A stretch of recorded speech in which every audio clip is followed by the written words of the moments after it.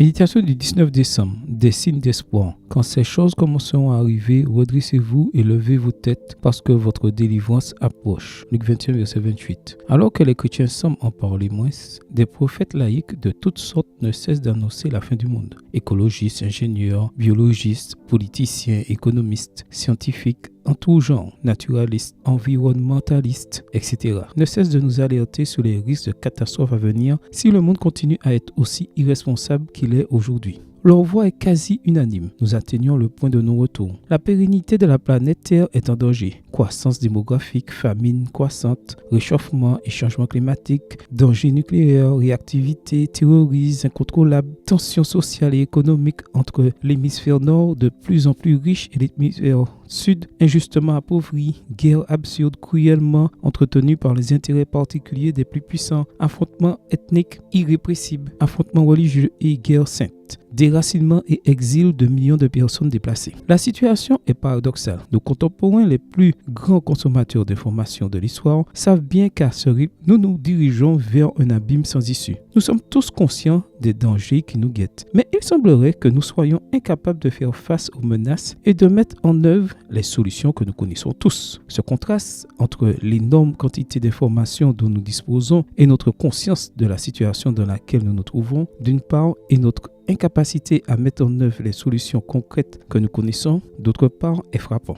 Nous sommes capables d'analyser la gravité de la situation avec une froideur scientifique impressionnante, mais incapables de prendre les mesures pratiques et efficaces pour y remédier. Et nous, chrétiens, donnons parfois l'impression d'être mieux préparés à annoncer des scénarios catastrophes qu'à être des porteurs d'espoir. Pourtant, Jésus ne nous a pas appris à terrifier nos contemporains en les menaçant avec les horreurs de la fin du monde, mais au contraire, à leur apprendre à ne pas avoir un cœur troublé et à ne pas avoir peur, à croire en Dieu et à croire en lui, car il a promis de nous préparer une place dans la maison de son Père et de revenir nous prendre auprès de lui, afin que là où je suis, vous y soyez aussi. Jean 14, versets 1 à 4. En attendant, notre mission est de prêcher l'espérance, Matthieu 28, versets 19 et 20. Persuader nos contemporains que nous sommes destinés à vivre et que cette terre renouvelée sera un jour notre dernière demeure par la grâce du Christ. Amen. Bonne journée à vous et que le Seigneur vous bénisse.